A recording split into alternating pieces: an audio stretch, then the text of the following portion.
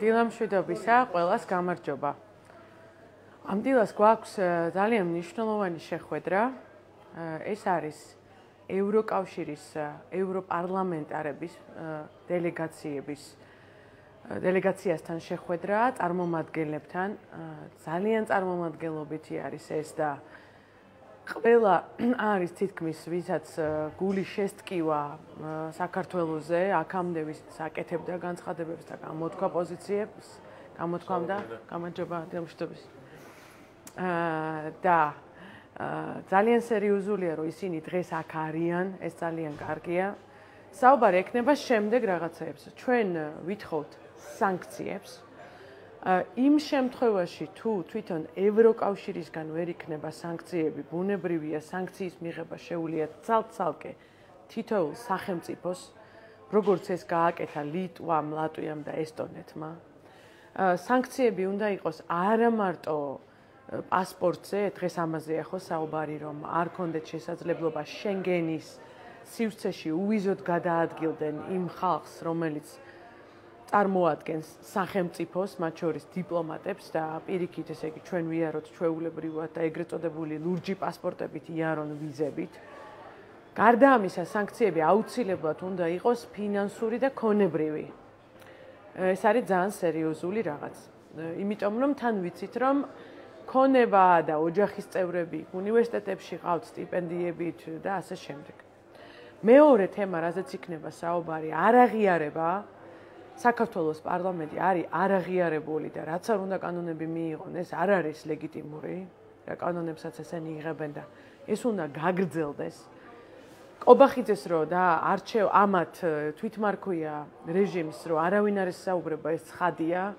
აბა მაკრონმა რატო დაურეკა ბიძინა ივანიშვილს, რომელსაც არავითარი ოფიციალური თანამდებობა არ აქვს, იმიტომ რომ არავინ არ ესაუბრება კობახიძეს მარკესის ცნობილ მოთხრობაში რო არის პოლკოვნიკს არავინ არ წერს.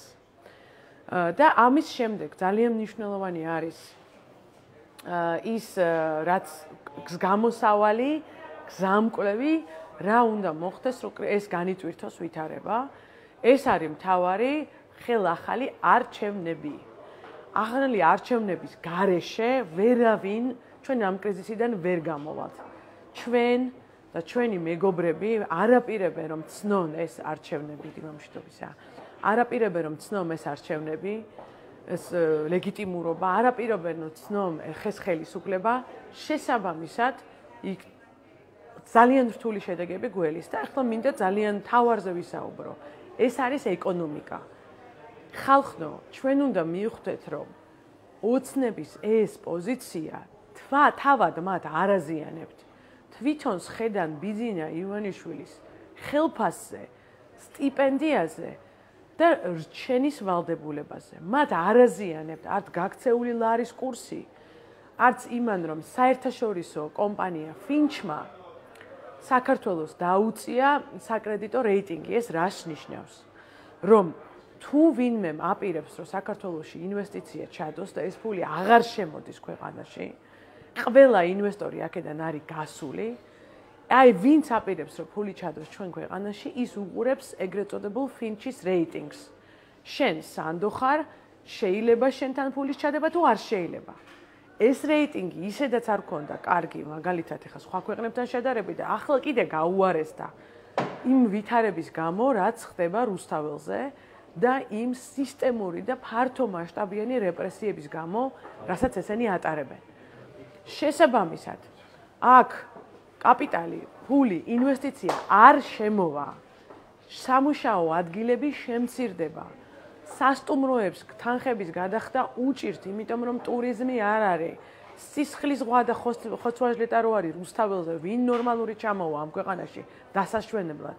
საახალწლო სეზონი გაუქმებულია, ხო? ამიტომ ამაზე ფასები წავა ზევით და მიდის ზევით. ჩვენ უნდა გავითვალისწინოთ, თქვენ უნდა გაითვალისწინოთ. აქედან ერთადერთი გამოსავალი არის ოცნების გაშვება, ხელახალი არჩევნების დანიშნა და სიტუაციის განმუხტვა და რაც მთავარია, პოლიტპატიმრების გამოშვება. 300 ადამიანი არის დღეს პატიმრობაში და მე გადავწყვეტე რომ ამას პატიმრობას საერთოდ აღარ ვეძახი. ეს არ არის პატიმრობა. პატიმრობა არის დემოკრატიებში. ეს არის ტყვეობა. ეს ხალხი, მათ შორის ჩვენი თანამებრძოლი ალეკო ელისაშვილი, აყვანილი ყავთ ტყვედ. აქედან გამომდინარე, ჩვენ უნდა ვიბრძოლოთ მათი გამოშვებისთვის, რაც შეიძლება მალე და ამაზეც იქნება დღეს საუბარი. აბა, დროებით, კარგად იყავით, ნახვამდის.